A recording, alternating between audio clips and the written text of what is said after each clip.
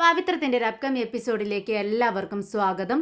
വിജി സുഡറിനെ പുറത്തേക്ക് പോകാനായി ഒരുക്കിക്കൊണ്ടിരിക്കുകയാണ്. നല്ല സുന്ദരി കുട്ടിയായി ഒരുക്കിയിട്ടുണ്ട്.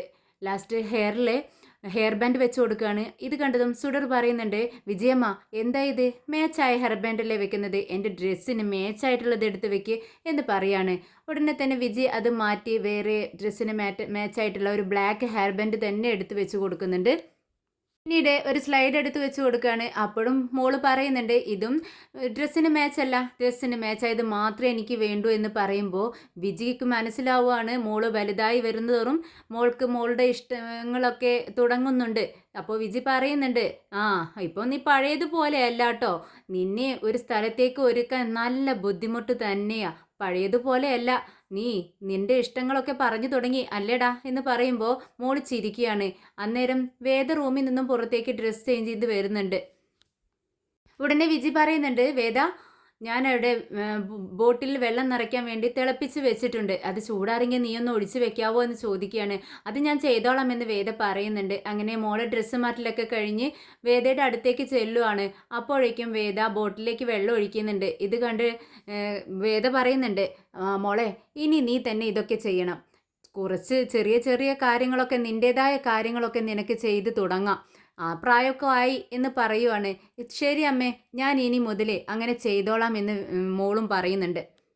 ഇന്ന് നമ്മൾ ഹോട്ടലിൽ പോയി ഭക്ഷണം കഴിക്കാൻ പോവല്ലേ, എനിക്ക് ബിരിയാണി തന്നെ വേണം, എനിക്ക് ഒരുപാട് സാധനങ്ങൾ വേണം, ഞാൻ അവിടെ എത്തിയിട്ട് പറയാം, ഞാൻ ഇന്ന് ആവശ്യപ്പെടുന്ന സാധനങ്ങളൊക്കെ എനിക്കിന്ന് വാങ്ങിച്ചു തരണമെന്ന് സുഡർ പറയുന്നുണ്ട്.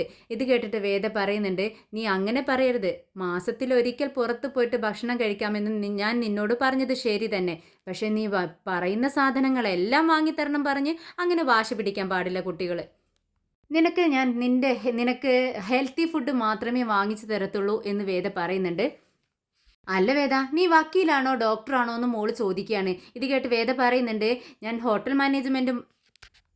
ഹോസ്പിറ്റൽ മാനേജ്മെൻറ്റും പഠിച്ചിട്ടുണ്ട്, കളക്ടറും ആണ്, ഇത് രണ്ടും ഉണ്ടെങ്കിലേ നിന്നെ കൂടെയൊക്കെ ജീവിച്ചു പോകാൻ പറ്റത്തുള്ളൂ എന്ന് വേദ പറഞ്ഞ് ചിരിക്കുന്നുണ്ട്. ഉടനെ തന്നെ വിജി പറയുന്നുണ്ട്, ദേ മോള് വലുതാകും തോറും മോൾക്ക് സംശയങ്ങൾ കൂടി കൂടി വരുവാണ്, വായാടിയായിട്ടുണ്ട് എന്ന് പറയുമ്പോൾ നമ്മുടെ വേദ പറയുന്നുണ്ട്, അങ്ങനെ തന്നെയല്ലേ ചേച്ചി മോള് വേണ്ടത്, കുട്ടികളായാൽ കുറച്ച് കുറുമ്പും സംസാരവും ഒക്കെ വേണം, എന്നാലല്ലേ അവർ ചോദിച്ചാലല്ലേ അവർക്ക് സംശയങ്ങളൊക്കെ തീർത്തു കൊടുക്കാൻ നമുക്ക് പറ്റത്തുള്ളൂ, അത് നല്ല സ്വഭാവമാണെന്ന് വേദയും പറയുന്നുണ്ട്. ഉടനെ തന്നെ അവരെല്ലാവരും പുറത്തേക്ക് പോകാനായി നിൽക്കുന്ന സമയത്താണ് വേദയുടെ ഫോൺ റിങ് ചെയ്യുന്നത്. വേദ പെട്ടെന്ന് അറ്റൻഡ് ചെയ്യുന്നുണ്ട്. ഉടനെ തന്നെ വേദയോട് പെട്ടെന്ന് അങ്ങോട്ടേക്ക് ചെല്ലാൻ വേണ്ടി പറയുന്നു. പെട്ടെന്ന് സിറ്റിയിലൊരു ആക്സിഡൻറ്റ് നടന്നെന്നും വളരെ സീരിയസ് ആണെന്നും ബ്ലഡ് വേണ്ടിവരുമെന്നും അങ്ങനെ കുറച്ച് സീരിയസ് ആയ കാര്യങ്ങളാണ് പറയുന്നത്.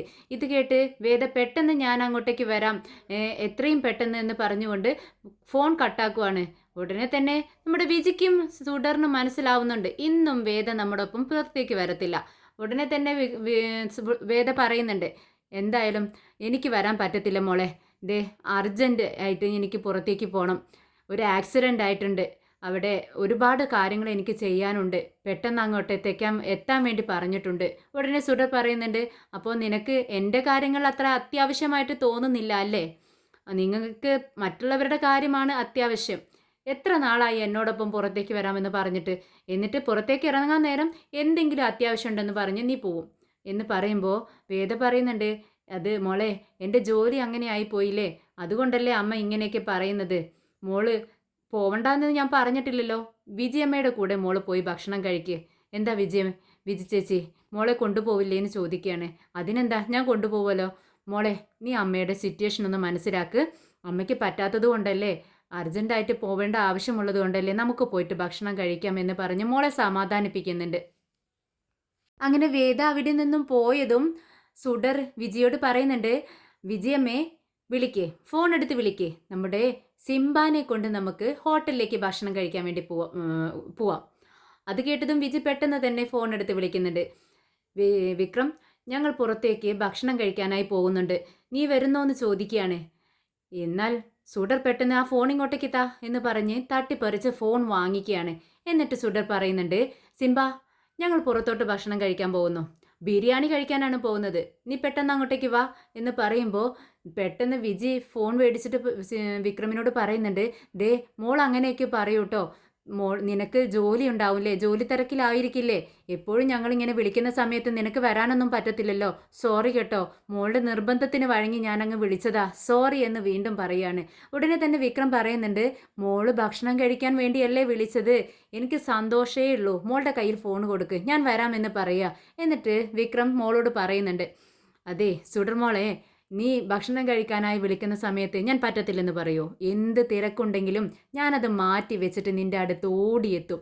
ദേ കുറച്ച് സമയത്തിനുള്ളിൽ ഞാൻ അവിടെ എത്തിയിരിക്കും, നിങ്ങൾ ഇറങ്ങിക്കോ, ഞാനും ഇവിടെ നിന്ന് ഇറങ്ങുവാണെന്ന് പറയുന്നു. ഇത് കേട്ടക്ക് വിജിക്കും സുഡറിനും വളരെ സന്തോഷമാവാണ്. അവർ പുറത്തേക്ക് ഇറങ്ങുന്നുണ്ട്. അപ്പോഴേക്കും ഫോൺ വെച്ച് തിരിഞ്ഞതും വിക്രം കാണുന്നത് ഫ്രണ്ട്സിനെയാണ്. വിക്രം പോവാനായിട്ട് തുടങ്ങുമ്പോഴേക്കും എല്ലാവരും പിറകെ ഉണ്ട്. വിക്രം ചോദിക്കുന്നുണ്ട്, അല്ല നിങ്ങളിതെങ്ങോട്ടാ? അതെന്താ വിക്രം അങ്ങനെ ഒരു ചോദ്യം? നീ സുഡറിനോടൊപ്പം ഭക്ഷണം കഴിക്കാൻ, ബിരിയാണി കഴിക്കാനല്ലേ പോകുന്നത്? ഞങ്ങളും ബിരിയാണി കഴിക്കാനാണ് വരുന്നതെന്ന് അവർ പറയുന്നുണ്ട്. അങ്ങനെ ഫ്രണ്ട്സിനെയും കൂട്ടി വിക്രം ഹോട്ടലിലേക്ക് ചെല്ലുന്നുണ്ട്. എന്നാൽ കുറച്ച് സമയമായിട്ടും വിക്രമിനെ കാണാത്തത് കൊണ്ട് അക്ഷമയായിട്ട് കാത്തിരിക്കുകയാണ് സുഡർ. സുഡർ വളരെ മുഖമൊക്കെ ഇങ്ങനെ വീർപ്പിച്ച് വെച്ചിട്ട് വിജിയോട് ചോദിക്കുന്നുണ്ട്, അല്ല സിംബാനെ ഇത്രയും നേരമായിട്ട് കാണുന്നില്ല, ദേ എത്ര സമയമായി നമ്മളിവിടെ വെയിറ്റ് ചെയ്തിരിക്കുന്നു, എന്നിട്ടും ഇത്രയും നേരം വഴുകുന്നത് എന്താ?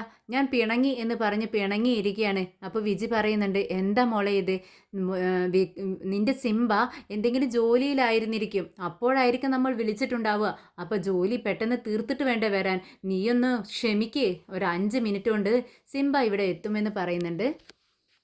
അങ്ങനെ വിക്രമും ഫ്രണ്ട്സും സുഡർമോളുടെ അടുത്തേക്ക് വരികയാണ്. സുഡർമോളുടെ അടുത്ത് തന്നെ വിക്രം ഇരിക്കുന്നുണ്ട്. എന്നാൽ മോള് മൈൻഡ് ചെയ്യാതെ ഇങ്ങനെ തിരിഞ്ഞിരിക്കുകയാണ്. ഇത് കണ്ടിട്ട് വിക്രം ചോദിക്കുന്നുണ്ട്, എന്ത് പറ്റി മോളെ, നീ എന്താ ഇങ്ങനെ ഇരിക്കുന്നത്, മുഖം വീർപ്പിച്ച് വെച്ചിട്ട്, ഞാൻ വന്നത് നീ കണ്ടില്ലേ എന്ന് ചോദിക്കുകയാണ്. ഉടനെ വിജി പറയുന്നുണ്ട്, വിക്രം നീ വരാനായി അല്പം വൈകിയില്ലേ, കുറച്ച് നേരമായി ഞങ്ങളിവിടെ എത്തിയിട്ട്, ആ ഒരു പിണക്കത്തിലാ മോള്. അത് കേട്ടതും വിക്രം പറയുന്നുണ്ട്, ഓ എന്നാലും ഞാൻ എത്തിയില്ലേടാ സുഡർ, ഇങ്ങോട്ട് നോക്കടാ, ദേ നിനക്ക് എന്താ വേണ്ടത് പറഞ്ഞോ. ഉടനെ തന്നെ സുഡർ പറയുന്നുണ്ട്, ദേ ഞാൻ എത്ര നേരമായെന്നോ സിംബ നിന്നെ കാത്തിരിക്കുന്നു, നീ ഇത്രയും നേരം എവിടെയായിരുന്നു? ഉടനെ തന്നെ വിക്രം പറയുന്നുണ്ട്, അത് എനിക്കൊരു അർജൻറ്റ് വർക്ക് ഉണ്ടായിരുന്നടാ, നീ വിളിക്കുന്ന സമയത്ത് ഞാൻ അവിടെ ആയിരുന്നു, ദേ അതെല്ലാം തീർത്തേച്ചാ ഞാൻ വരുന്നത്.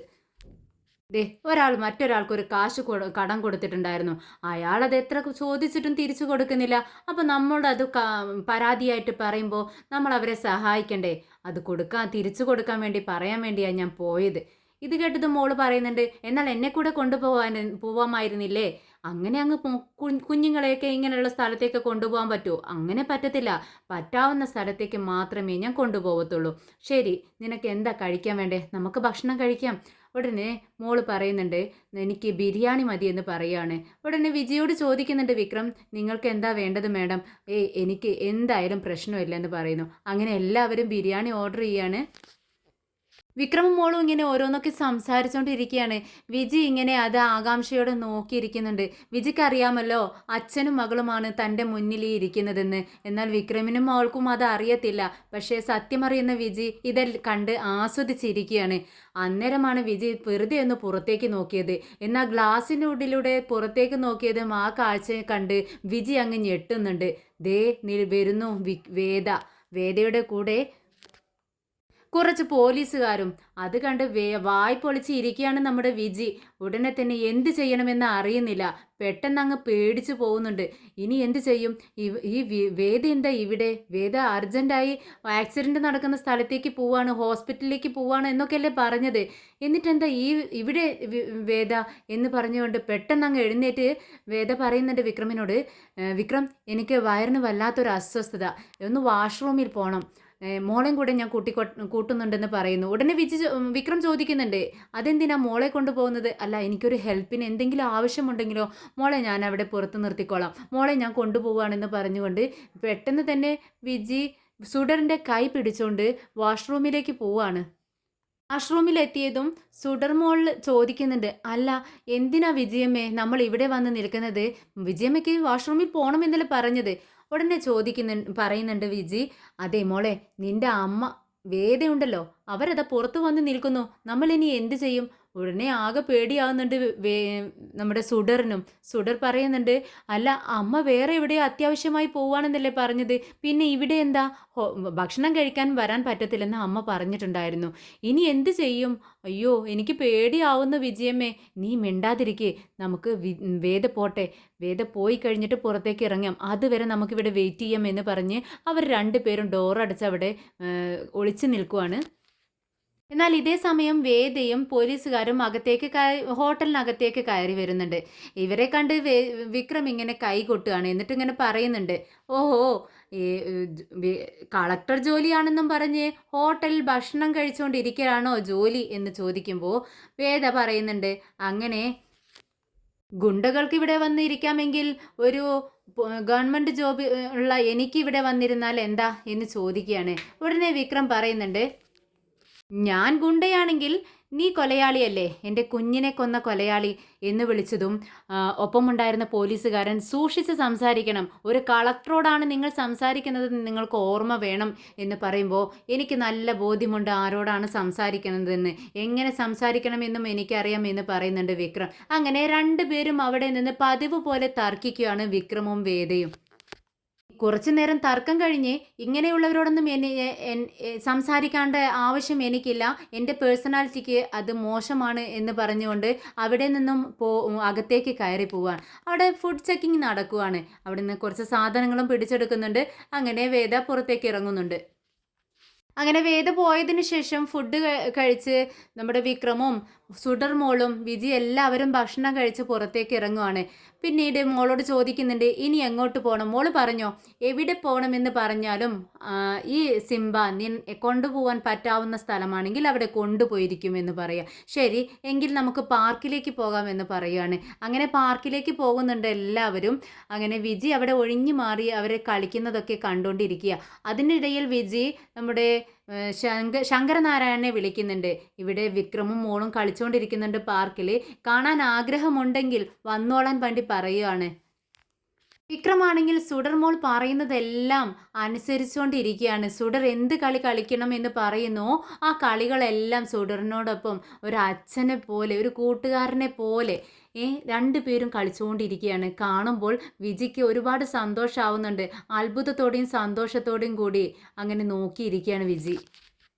വിക്രം സുഡറിനെ ഊഞ്ഞാലിലിരുത്തി ആട്ടുന്നുണ്ട്, തോളിലിരുത്തി എല്ലായിടത്തും നടക്കുന്നു, ഓടുന്നു, കളിക്കുന്നു, കണ്ണുപൊത്തി കളിക്കുന്നു, എല്ലാ കളികളും കളിക്കുന്നുണ്ട്. ഇതെല്ലാം കണ്ടുകൊണ്ടിരിക്കുന്നതിനിടയിലാണ് നമ്മുടെ ശങ്കരനാരായണൻ പതുക്കെ വന്ന് നമ്മുടെ വിജിയെ തോണ്ടുന്നത്. വിജി അച്ഛ എന്ന് വിളിക്കുമ്പോഴേക്കും മുണ്ടരുത് എന്ന് പറയുകയാണ്. അവർ കേൾക്കുമെന്ന് പറഞ്ഞ് അവർ അങ്ങോട്ട് മാറി നിന്ന് സംസാരിക്കുകയാണ്. ഇവരുടെ ഈ കളികളൊക്കെ കണ്ടില്ലേ അച്ഛാ എന്ന് ചോദിക്കുക കേട്ടോ വിജി. ഇത് കണ്ടിട്ട് ശങ്കരനാരായണൻ പറയുന്നുണ്ട്, ഞാൻ കാണുമായിരുന്നു മോളെ, ഈ കാഴ്ച ഒരിക്കലും എനിക്ക് കാണാൻ പറ്റില്ല എന്ന് വിചാരിച്ച ഒരു കാഴ്ചയാണ് ഞാൻ എൻ്റെ കണ്ണുകൊണ്ട് കാണുന്നത്. എത്രയോ നാളുകളായി എൻ്റെ കുഞ്ഞിനും വിക്രമിനും ഒന്നിപ്പിക്കണേ എന്ന് ഞാൻ ദൈവത്തോട് പ്രാർത്ഥിച്ചുകൊണ്ടിരിക്കുകയായിരുന്നു. എന്തായാലും ദൈവം ഇപ്പോഴെങ്കിലും അത് സാധിപ്പിച്ചു തന്നല്ലോ. എനിക്ക് ഒരുപാട് സന്തോഷമാവുന്നു. കണ്ണിൽ നിന്ന് ഇങ്ങനെ കണ്ണുനീരും വരുന്നുണ്ട്.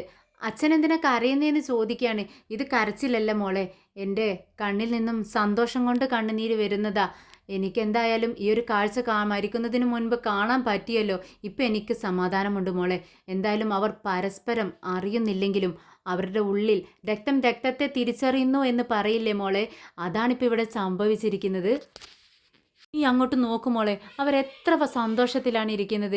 ഇത് എന്നും ഉണ്ടായിരുന്നെങ്കിൽ നമ്മുടെ വേദമോള് കൂടി ഇതിനെ അറിഞ്ഞ് ഇങ്ങനെ സന്തോഷമായ ജീവിതം അവർക്കുണ്ടെങ്കിൽ ഞാൻ ഇതിലേറെ സന്തോഷിച്ചേനെ എന്ന് പറയുകയാണ് ശങ്കരനാരായണൻ. ഇതിനിടയിൽ വിശ്വവും വിനയനും നന്ദിനിയും എല്ലാവരും കൂടെ കമലാമ്മയെ അന്വേഷിച്ച് എത്തുന്നു. ഒരുപാട് വൈകിയിരിക്കുന്നു. വീട്ടിലെത്താത്തത് കൊണ്ട് അമ്പലത്തിലേക്കാണെന്ന് പറഞ്ഞിറങ്ങിയത് കൊണ്ട് തന്നെ അമ്പലത്തിലുണ്ടാവുമെന്നുള്ള ഒരു ഉദ്ദേശത്തിൽ അവർ അങ്ങോട്ടേക്ക് വന്നിരിക്കുകയാണ്. ഇതേ സമയം അമ്പലത്തിൽ അമ്മയെ ഒരുപാട് തിരഞ്ഞൊരു തൂണിന് മറവിലായി കമലാമ്മ ഇങ്ങനെ എവിടേക്കോ നോക്കിക്കൊണ്ടിങ്ങനെ ഇരിക്കുകയാണ്, പരിസരം മറന്നുകൊണ്ട്. അവർ ഓടി വന്ന് അമ്മ എന്ന് വിളിച്ചിട്ടും അമ്മ വിളി കേൾക്കുന്നില്ല. പെട്ടെന്ന് തൊട്ട് കുലുക്കി വിളിക്കുകയാണ്. ഉടനെ ഞെട്ടിക്കൊണ്ട് നിങ്ങളെന്താ ഇവിടെ, ഞാനിത് എവിടെയാ എന്ന് ചോദിക്കുക കേട്ടോ. എന്താ അമ്മേ ഇത്, രാവിലെ വീട്ടിൽ നിന്ന് ഇറങ്ങിയതല്ലേ, അമ്പലത്തിലേക്കാണെന്നും പറഞ്ഞ് ഓരോ നിമിഷം കഴിയും തോറും ഞങ്ങൾ ഇപ്പോൾ വരും ഇതിപ്പോൾ വരും എന്ന് പറഞ്ഞ് ഇങ്ങനെ കാത്തിരിക്കുകയായിരുന്നു. പക്ഷേ അമ്മയെ കാണുന്നില്ല. അതുകൊണ്ടാണ് ഞങ്ങൾ ഇങ്ങോട്ടേക്ക് വന്നത്. എന്ത് പറ്റി അമ്മേ, ഇത്രയും നേരം ഇവിടെ എന്തെടുക്കുമായിരുന്നു, പ്രാർത്ഥിച്ചുകൊണ്ടിരിക്കുകയായിരുന്നു എന്ന് ചോദിക്കുന്നുണ്ട് വിശ്വം. ഉടനെ തന്നെ കമലാമ്മ വളരെ വിഷമത്തോടെ പറയുന്നുണ്ട്, ഇന്ന് ഞാൻ വിക്രമിനെ ഇവിടെ വെച്ച് കണ്ടു. എന്ത്, വിക്രമിനെ ഇവിടെ വെച്ച് കണ്ടെന്നോ? ആ അതെ, അവൻ പതിവ് പോലെ ഒരു പണമിടപാടുകാരനുമായി തർക്കം നടക്കുകയും അവനെ അടിക്കുകയും ചെയ്തു. ഇവിടെ കൂടി നിന്നവരെല്ലാം അത് കണ്ട് ഭയപ്പെട്ടു. വേദയുടെ മുത്തശ്ശിയും ഉണ്ടായിരുന്നു. ഞങ്ങൾക്ക് എന്ത് ചെയ്യാൻ കഴിയും? ഞങ്ങളത് കണ്ട് ഞങ്ങൾ മാറി നിന്നു. അതിനല്ലാതെ ഞങ്ങൾക്ക് എന്ത് ചെയ്യാൻ കഴിയും? ഞാൻ വിചാരിച്ചതുപോലെ ഒരിക്കലും ഇനി പഴയ ജീവിതത്തിലേക്ക് വരില്ല വിശ്വ. അവൻ ഇനി ഒരിക്കലും നമ്മൾ വിചാരിക്കുന്നത് പോലെ നല്ലൊരു വിക്രമായി ഒരിക്കലും ഇനി തിരിച്ചു കിട്ടില്ലെന്ന് എനിക്ക് ഉറപ്പായി എന്ന് പറയുകയാണ്. അമ്മ പറയുന്നത് സത്യമാണോ? അവനെ ഇവിടെ വെച്ച് അടികൂടുന്നത് അമ്മ കണ്ടോ? അതെ, ഞാൻ സത്യം പറയുന്നത്. ആ ഒരു ഇരിപ്പ് ഞാൻ അങ്ങ് ഇരുന്നു പോയതാ ഇവിടെ. പിന്നെ ഞാൻ എഴുന്നേറ്റിട്ടില്ല എന്ന് കമലാമ്മ പറയുന്നുണ്ട്. അവനെ എത്ര നല്ലവനായി മാറ്റിയെടുത്തതാ, പക്ഷേ അവൾ തന്നെ അവനെ ഈ പഴയ രൂപത്തിലാക്കി എന്ന് പറയുമ്പോഴേക്കും നമ്മുടെ നന്ദിനി അങ്ങ് തുടങ്ങുന്നുണ്ട്. നന്ദിനിയുടെ സ്വഭാവത്തിന് ഒരു മാറ്റവും വന്നിട്ടില്ല. പഴയ ഒരേ സ്വഭാവം തന്നെ. ഉടനെ പറയുന്നുണ്ട്, നന്നാക്കി എടുത്തു എന്ന് പറഞ്ഞിട്ട് എന്താ കാര്യം അമ്മേ? ഇപ്പോൾ പഴയ രീതിയിലേക്ക് അവനെ എത്തിച്ചതും അവൾ തന്നെയല്ലേ. അതുകൊണ്ട് അവളെ അത്രയ്ക്ക് പൊക്കിക്കെട്ടി പറയേണ്ട ആവശ്യമൊന്നുമില്ല. വിക്രമിൻ്റെ ഈ നാശത്തിന് കാരണം അവൾ തന്നെയാ. അവൻ എത്ര ആഗ്രഹിച്ചതാ ഒരു കുഞ്ഞ്. ആ കുഞ്ഞ് അവളുടെ വയറ്റിൽ ജനിക്കുകയും ചെയ്തു. അതിനെ അവൾ ഇല്ലാതാക്കി കളഞ്ഞില്ലേ? ഈ ഭൂമിയിലേക്ക് ആ കുഞ്ഞ് വരുമ്പോഴേക്കും അവളെ അതിനെ കൊന്നു കളഞ്ഞില്ലേ അമ്മേ? എന്തായാലും ആ ഒരു ദേഷ്യം ഒരിക്കലും വിക്രമിൻ്റെ മനസ്സിൽ നിന്നും പോകത്തില്ല. അതവൻ മരിക്കുവോളം അവൻ്റെ മനസ്സിലുണ്ടാവും. അത് മനസ്സിലേക്ക് വരും തോറും ആ ഒരു ദേഷ്യം അവൻ്റെ മനസ്സിലിങ്ങനെ വരില്ലേ? അതുകൊണ്ടാ അതിനെയെല്ലാം മറയ്ക്കാൻ വേണ്ടിയാ അവനിതെല്ലാം കാട്ടിക്കൂട്ടുന്നത് എന്ന് പറയുകയാണ് നന്ദിനി. ഇതിനെ തടുക്കാനായി ശ്രീജ നോക്കുന്നുണ്ട്. അപ്പോൾ വിശ്വം പറയുന്നുണ്ട്, എന്തിനാ ശ്രീജെ നീ അവളോട് മിണ്ടാതിരിക്കാൻ പറയുന്നത്? അവൾ പറയുന്നത് കാര്യം തന്നെയല്ലേ? എന്നാൽ ശ്രീജക്കറിയാമല്ലോ സത്യങ്ങളെല്ലാം. വേദയുടെ പക്കലും വിക്രമിൻ്റെ അടുത്തും ഒരു തെറ്റുമില്ലെന്ന് ശ്രീജയ്ക്കറിയാം. തൻ്റെ കയ്യിൽ നിന്നും അബദ്ധത്തിൽ സംഭവിച്ച ഒരു തെറ്റിൻ്റെ പാപഫലമാണ് ഇപ്പോൾ അവർ രണ്ടുപേരും അനുഭവിച്ചു കൊണ്ടിരിക്കുന്നത് എന്ന് ശ്രീജയ്ക്ക് നന്നായിട്ട് അറിയാം. അതുകൊണ്ട് ആര് വേദയും വിക്രമിനെയും എതിർത്ത് പറഞ്ഞാലും അവൾക്കത് സഹിക്കത്തില്ല. അപ്പോൾ തന്നെ അവൾ അതിനെ എതിർക്കും.